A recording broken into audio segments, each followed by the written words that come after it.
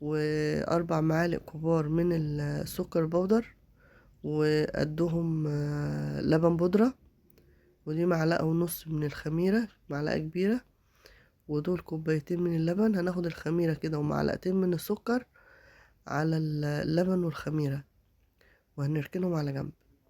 وبعد كده معلقة كبيرة ونص من ريحة الكحك، ومعلقة صغيرة من البيكنج باودر. هننزل بالمواد الجافة دي كلها كده ونقلبهم مع الدقيق. بعد كده هنجيب